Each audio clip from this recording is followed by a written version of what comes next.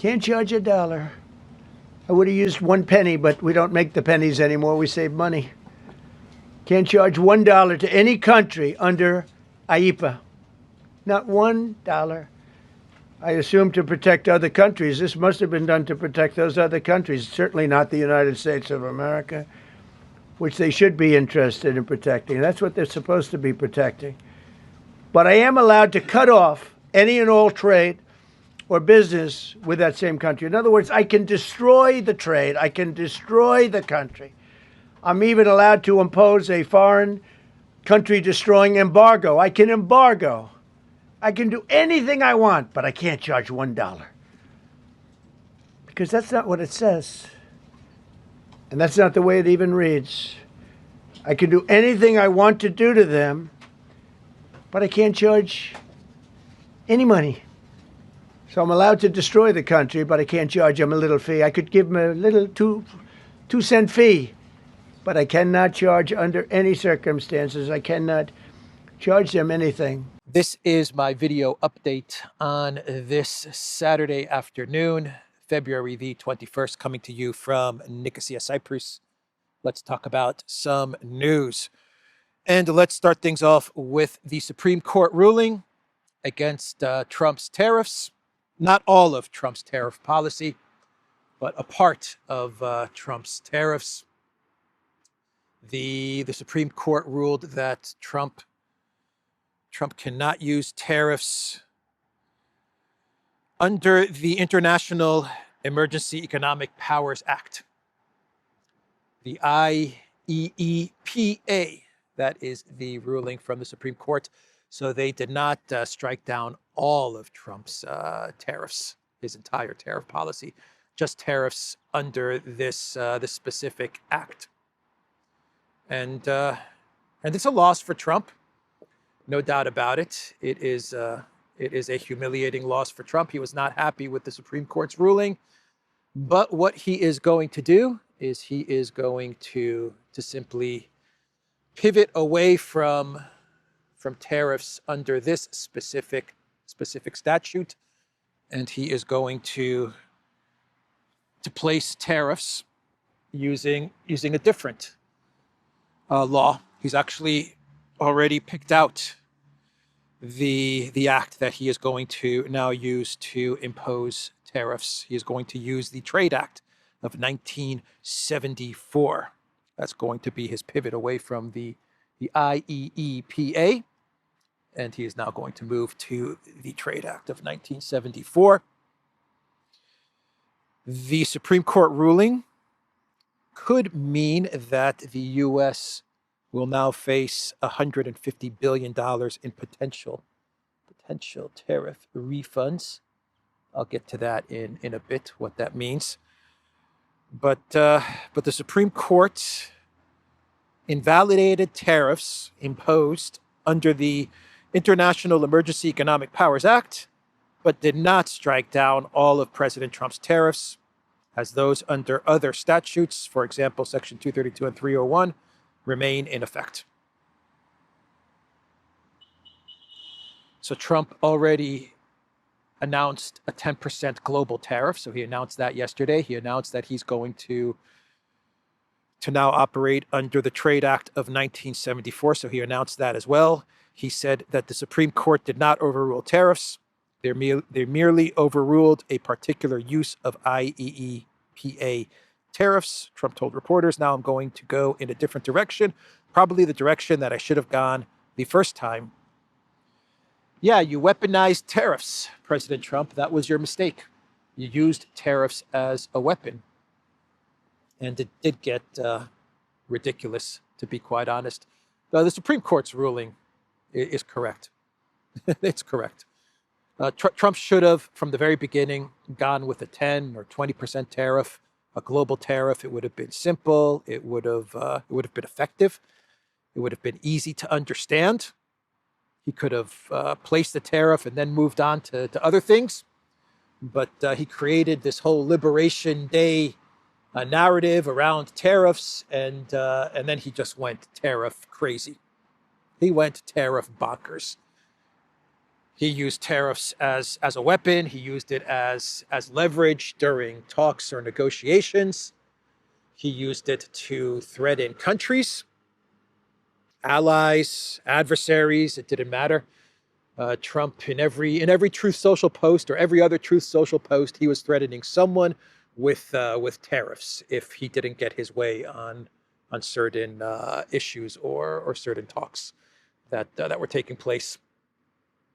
I don't like what you're doing, Japan, tariffs. I don't like what you're doing, EU, tariffs. China, tariffs. India, tariffs. I don't like the way you dress, tariffs. I don't like what you said to me, tariffs, tariffs, tariffs, tariffs, tariffs. It got so crazy that other people were handing out tariffs. Lindsey Graham was handing out tariffs, secondary tariffs on China, on India. If you trade Russian oil, tariffs, tariffs. Everyone was throwing around tariffs at everybody else. It was a tariff food fight. It just got crazy. It got absolutely crazy, out of control, completely out of control. His tariff policy. It got so ridiculous that we were talking about 500% tariffs. China, 1,000% tariffs. Yeah, the Supreme Court is right in their ruling. What Trump should have done from the very beginning is just a 10 or 20% tariff. And it might have been, it probably would have been effective. It probably would have brought industry back to the United States. And it would have been simple and easy and fair. And no one would have complained. No countries would have complained, really. And he could have moved on to other things, right? Nope. He couldn't control himself. He could not help himself. And then everyone around him went crazy with tariffs. So that was the Supreme Court ruling. But he could be facing, the United States could be facing $150 billion in tariff refunds. I don't think that's going to happen. But the Supreme Court, in their ruling, they did not bring up the $150 billion in refunds. From my understanding of things, those are going to be handled by a lower court if there is a case that's brought up against the United States because of this Supreme Court ruling, and a certain country wants a refund, then that's going to be handled in a lower court. So the Supreme Court didn't even get into the issue of refunds. Lutnick, they say that Lutnick, his kids, who are now running, I believe Cantor Fitzgerald, right? They allegedly, what they did is that they bought up the refund rights before the Supreme Court ruling at 25 cents on the dollar, anticipating that the Supreme Court would rule against Trump. So they bought it up cheap, and they could be facing quite a big windfall from this ruling, maybe, if this story is correct, if this reporting is correct. 25 cents on the dollar. That is what Lutnick's sons, who he appointed to take over his bank, were betting the tariffs would be struck down and buying up refund rights at 25 cents on the dollar. Wow. So as Trump was speaking to the media after this Supreme Court ruling, he said, and I quote, "I am allowed to cut off any and all trade. I can destroy the trade. I can destroy the country. I'm even allowed to impose a foreign country destroying embargo. I can do anything I want to do to them.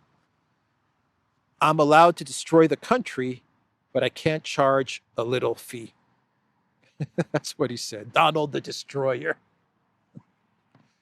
Donald the Destroyer. I can destroy a country, but I cannot impose a little fee. He's kind of right about that.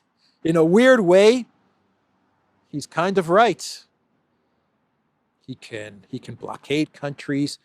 He can capture presidents of sovereign nations. He can impose illegal sanctions. I think sanctions are bullshit as well, but that's a whole nother story. Anyway, go to war. Go to war whenever he wants. Move aircraft carriers wherever he wants. But he can't impose a little fee. is what he was complaining about. Not quite all powerful, Donald the Destroyer. What a quote from Trump, huh? So Trump, as he was speaking to the media, he also said that, he said that he was the one that put al-Galani in place as the unelected president of Syria. That is what he admitted at this press conference. The president of Syria, who I essentially put there, is doing a phenomenal job. He's a rough guy, not a choir boy. But then he went on to say that Syria needs a rough guy. But according to Trump, Syria is doing well. Last I heard about Syria, it was a mess, broken apart, fractured, a complete freaking mess. And al-Galani is no choir boy, President Trump. He's an ISIS, al-Nusra, al-Qaeda terrorist, or he was, according to the FBI. He used to have a $10 million bounty on his head, but not anymore. Now he wears a suit and a tie, a very expensive suit and a very expensive tie. Trump was also asked about Europe and whether he despises Europe and the European elite. And Trump's answer was that the European elite, they've gone woke. Europe has gone woke, and he doesn't like it. I don't like it. I don't even know what this is. What is this? Must be for the dogs, I think. I think this is for the dogs. I don't know. Anyway, he said that Europe is woke. Not all of Europe. Hungary, Slovakia, Czech Republic, Poland. He said they're doing okay. They're not woke. But he said the rest of Europe is woke. Europe has gone woke. Europe is not recognizable when you go into so many places, not all countries. You look at Hungary, Poland, Czech, Slovakia. There are some countries that have gone very much the opposite. Trump urged Europe to become strong again. Tough love. The globalists in Europe just haven't realized it yet. It's tough love. Macron, Merz, Stammer, Ursula. Trump is not angry with you because he dislikes you. He's angry with you because he loves you.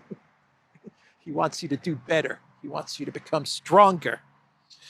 So anyway, that was his comment there. And then we have Iran.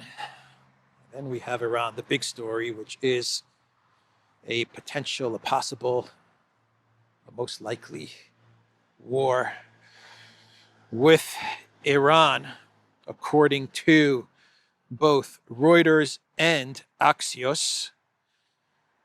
The United States, the Trump administration, they are looking at targeting Iranian leaders in order to get a regime change. Axios has an article with the title, Trump's Iran Options, Token Nuclear Enrichment to Taking Out Khamenei. Token in quotes. Token nuclear enrichment. Or take out the supreme leader. That is not going to work out well for the United States if they did that, but that appears to be the plan. Axios said that Trump has not made a decision, though the option is there for him to go after the leadership. But he still has not decided what he's going to do, and he can decide at any moment. Everyone is ready. Everyone is getting ready. Iran is ready or getting ready to try and absorb the attack, the blow that is coming. My understanding is that the United States military is pretty much in position, or will be in position any moment now. And everyone is waiting to see what Trump is going to do. He said 10 days. That was the timeline that he put in place. Iran has 10 days to make him an offer he can't refuse. And that is exactly what Trump is saying, according to Axios. In order to avoid a war, Iran has to make him an offer that he cannot refuse. It's mafia foreign policy. Here is a post on X from Barak Ravid of Axios. President Trump will be ready to accept a deal that would be substantive and that he can sell politically at home. If the Iranians want to prevent an attack, they should give us an offer we can't refuse. The Iranians keep missing the window. If they play games, there won't be a lot of patience, the senior official said. An offer he cannot refuse. An offer he can take to the American people and save face. That is what Axios is reporting. What Trump is really saying is that he wants Iran to not only give up nuclear enrichment, zero nuclear enrichment, but also give up their military deterrence, their ballistic missiles. That is what Trump is demanding of Iran. Anything other than that, and Trump, if he were to accept any other deal, he would just be accused of being weak and of going back to the JCPOA, agreeing to a deal that is what the JCPOA was, and worse. That is what he will be accused of. Instead of the Europeans monitoring Iran's uranium, it would go to a third country, and most likely that third country would be Russia. So politically, Trump is unable to accept anything other than complete disarmament from Iran, which is never going to happen, because if Iran completely disarms, if they were to give him a deal that he cannot refuse, we completely disarm, Trump would say, okay, that's a deal that I cannot refuse. Why can he not refuse a complete disarmament if Iran was to offer him that? Well, because the moment Iran completely disarmed and gave up all of their ballistic missiles, they would be attacked. They would be regime changed, and it would be easy. It would be a walk in the park for the United States, for Israel, for anybody. It would be very, very easy to regime change Iran the moment they gave up all their weapons. So that would be an offer that Trump would be unable to refuse. So the foreign minister of Iran, he was giving an interview to MSNBC, and he said that Iran is going to present a framework deal to the United States in 2 to 3 days. We had very good talks a few days ago, Arachi said, adding that the two sides agreed on a set of principles or guiding principles for our negotiation and how a deal can look like. Arachi said the next step was to present a draft to his American counterparts. I believe that in the next 2 to 3 days, that would be ready, he said, noting that another meeting might be needed to work through the text once it is exchanged. So that's the message from Arachi. 2 to 3 days, and you're going to have some sort of a draft, a framework, not a deal, but something will be presented to the United States, and that will be the framework that negotiations can then build off of. That's not going to be enough. I don't think that will be enough, but hopefully it is enough. Hopefully Trump finds the courage to agree to continue negotiations. Not going to happen, but we can hope. that he can find the courage to tell the neocons and Lindsey Grahams and all of these people, everyone around him, to buzz off, and he doesn't want to go to war, and he's not going to go to war, and he'll work off of this agreement. And if it means JCPOA, you go back to the JCPOA. The JCPOA was working. It was working. There was no problem with the JCPOA. It was freaking working. Why did you have to walk away from the JCPOA? Because you're the great negotiator in chief. You didn't like the fact that Obama had negotiated the JCPOA. You wanted to negotiate a better JCPOA to outdo Obama. So anyway, that is the situation with what will most likely be a conflict in Iran. It might happen tonight. It might happen tomorrow. My guess, if I had to take a guess, I talked about this a couple of days ago, I believe it'll happen after the State of the Union. For some reason, I just can't see Trump starting a conflict a couple of days before the State of the Union. I can see him giving the State of the Union address, threatening Iran at his State of the Union, getting a standing ovation from both sides of the aisle, from Democrats and from Republicans. He's going to like that. I like that. I like it when they're standing up and applauding me. And then the weekend after the State of the Union is on the 24th, on Tuesday. Yeah, Tuesday, the 24th. Then I can see the United States launching an attack against Iran. If it doesn't happen next weekend, then that's good. That means that they've decided to, at least for the moment, to walk away from a strike against Iran and perhaps give diplomacy a chance.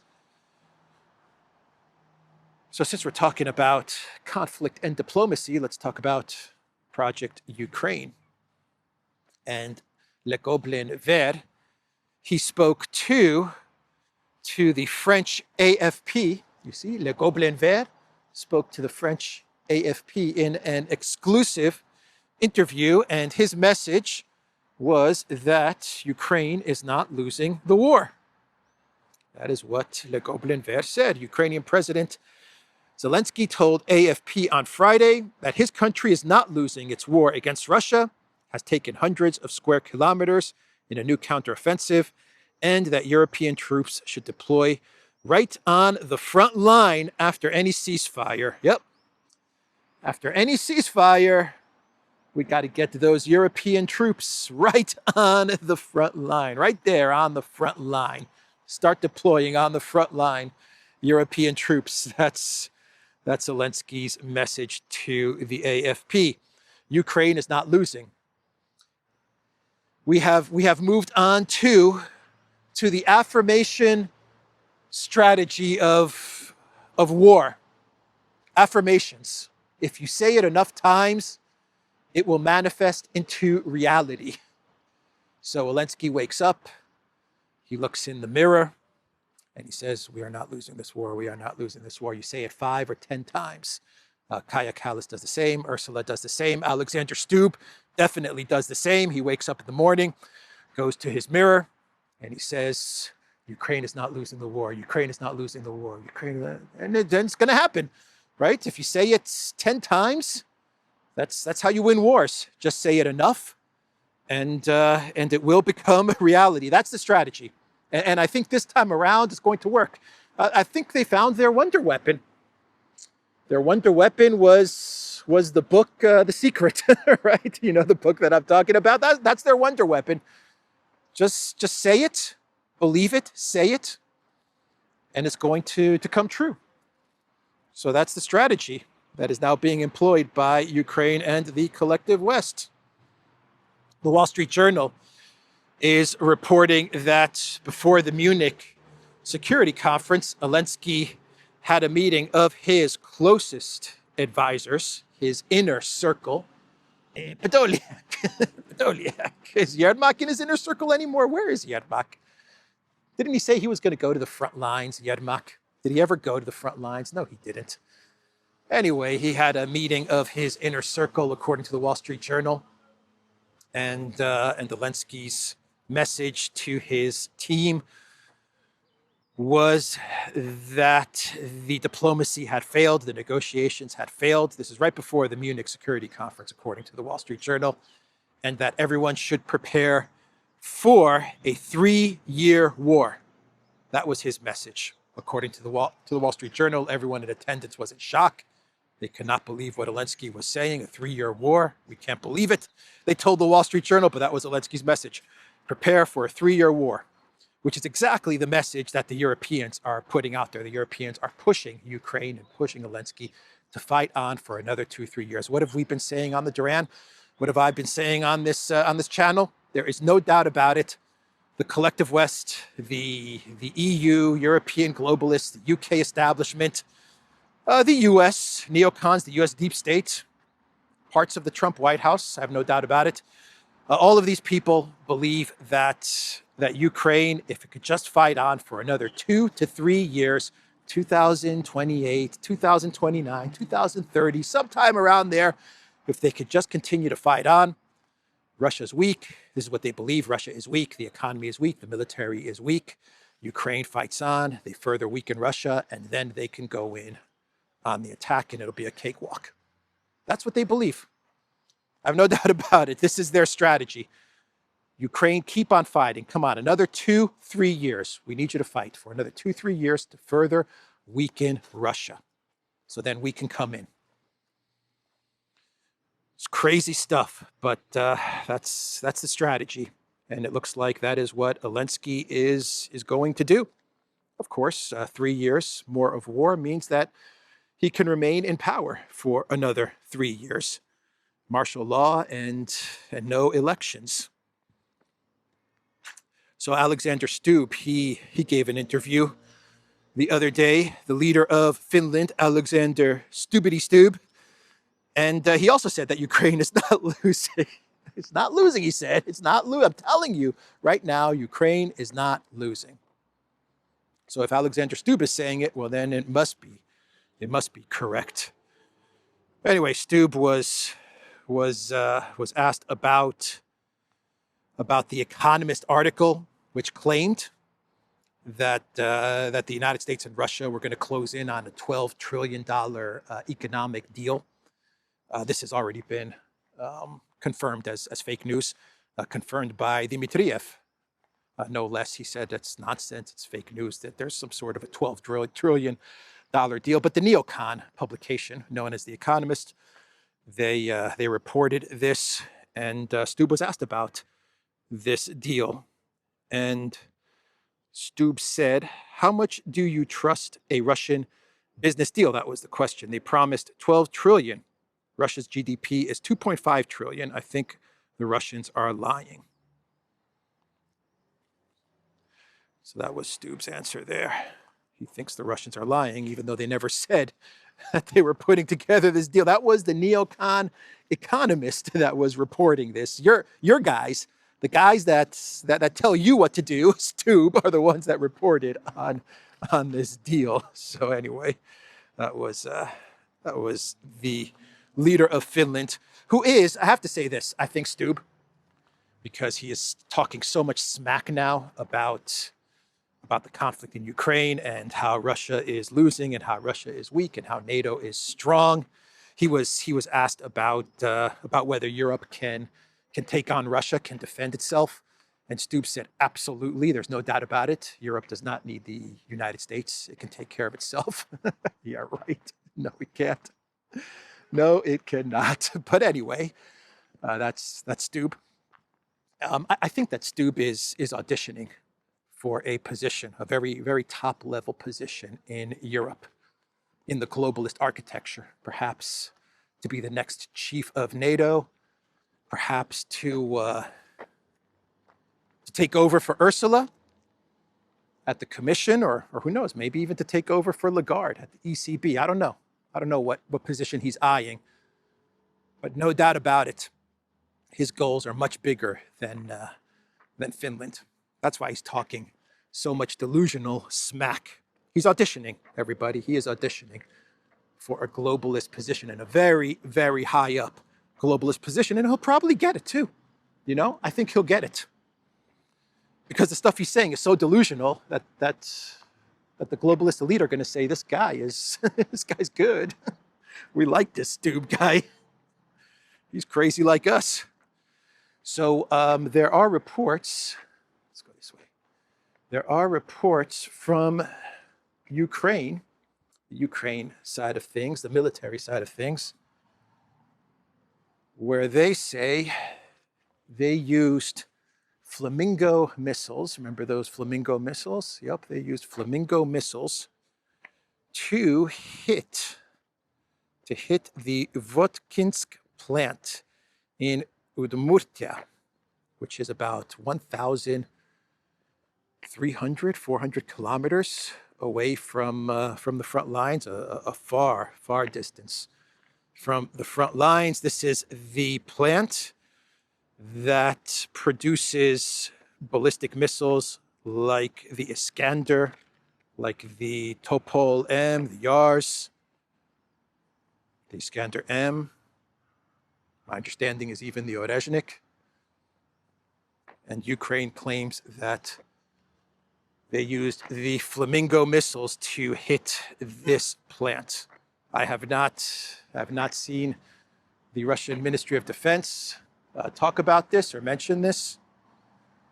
To be honest, a lot of the Russian Telegram channels, the military channels, are not saying much about this either. There are some channels on the Russian side which are talking about this. It does look like this plant was hit with drones and with ballistic missiles.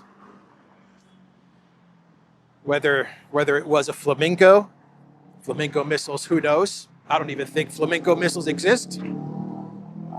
I think these are UK missiles, Collective West UK missiles that are being used. Actually, I'm pretty certain, I think most people are certain, that there is no such thing as the Flamingo. What we're talking about is UK missiles, but it does look like this plant was targeted and was hit, and it's a far distance from the front line. We are getting reports that the Russian military is preparing a big strike, perhaps this evening, a very big strike into Ukraine that is going to happen this evening. So that's the news there. And we have the reports that during the vote for the 90 billion loan to Ukraine, which needs all of the EU member states to vote yes in order to give the 90 billion loan to Ukraine, that Hungary blocked this initiative.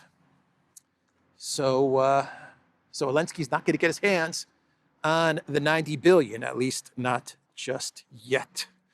A 90 billion loan, 60% or 70%, 60 billion of that money has to go to buying weapons, and 30 billion of that money goes to the Ukraine government in order to pay, allegedly, in order to pay salaries and pensions and just keep the state afloat, because Ukraine survives on money from the Collective West. The entirety of Ukraine is dependent on the Collective West, but 60 billion of that goes to purchasing weapons. So it'll go back to the MIC, the 60 billion, and as I've said many times, this $90 billion loan that member states are going to be on the hook for. Ukraine does not have to pay back this money. The only requirement for Ukraine to pay it back is if Russia loses the conflict and has to pay Ukraine reparations, then Ukraine pays back this loan. But no Russian reparations, then Ukraine does not need to pay back this 90 billion. So anyway, Hungary said no.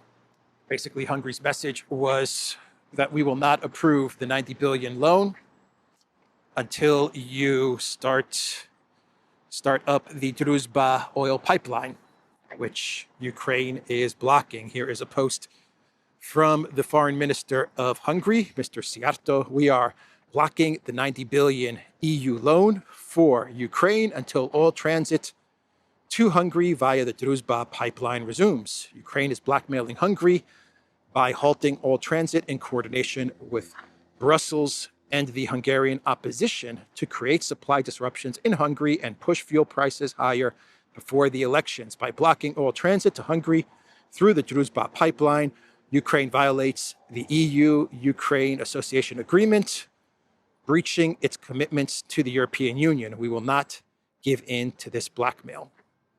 Exactly right. I talked about this 2-3 days ago, that the reason that Ukraine is blocking the oil via the Druzhba is to punish Hungary and to give Orban problems right before the elections in April. That's obvious. And Ukraine would not do this on its own. Ukraine and Zelensky have been told that they should do this. That is my opinion. I can't imagine Ukraine doing this on their own, saying they're going to block oil via the Druzhba. They get paid for the money, right? My understanding is that they get revenue from transit fees via the Druzhba. So why would they block this revenue stream unless someone high above told them, you're going to block oil going to Hungary, because what we need to have happen is we need to help the opposition defeat Orban. And so we need to put pressure on the Hungarian economy, drive up prices right before the elections so that we can be rid of Viktor Orban. Of course, Syria and Orban, they understand this. And so they have now put a block on the 90 billion. And the reports are that if the Green Goblin does not get 90 billion by April, then he is completely bankrupt. Well, they're already bankrupt. They're effectively bankrupt, but no money means no salaries, no washing machine spinning. They also blocked, Hungary has also blocked the diesel fuel, which a lot of the military weapons need that diesel fuel. So that has also been blocked. And Slovakia has also blocked diesel, and Slovakia may block electricity as well. So we do see Hungary and Slovakia retaliating, but if they start up the Druzhba, if they start the oil up from the Druzhba, then Hungary's going to approve this loan, and then you know what's going to happen? Ukraine's going to shut down. Once the loan is approved, Ukraine's going to shut down the Druzhba again. That's exactly what's going to happen. Anyway, let's do a clown world and we can wrap this video up. Yeah, Ukraine's going to be a real good member of the European Union, huh? They're already going after Hungary and they're going after Slovakia. Real good member of the EU. EU solidarity and unity right there, everybody. So in today's clown world, what can I say? What can I say? It is once again a Kaya Kallis segment. And she doesn't even have to say anything. She doesn't have to say anything. She doesn't have to do anything. She's transcended clown world. She's transcended this entire segment of my videos. She's reached the level of myth, a mythos, because she didn't do anything per se for her to be mentioned in today's clown world. But what happened is that Medvedev, he was chairing a meeting in Russia, and he was asked about Kaya Kallis and the concession list that she has put together, and that will be presented to EU member states, or has been presented to EU member states. And this is the list of concessions that then the EU will make of Russia, the demands for Russia's capitulation. They were presented to Russia, allegedly. And Medvedev's reply to this was, you mentioned Kaya Kallis, and who is she? Even colleagues do not communicate with this person. Foreign ministers of many EU countries don't talk to her, not to mention the US Secretary of State. He doesn't even know who that is. He's not wrong about the Secretary of State part. He's not wrong about that. It's odd that you have the The top diplomat of the EU cannot get a meeting with the top diplomat of the United States. Isn't that odd? Isn't that strange? Very strange. But that was Medvedev's comment when he was asked about Stunning and Brave. So that's the video. I will wrap it up there. TheDuran.locals.com. We are on X and Rumble and Telegram. Go to the Duran shop, pick up some merch, and check us out on Substack. I will see everybody tomorrow. Take care.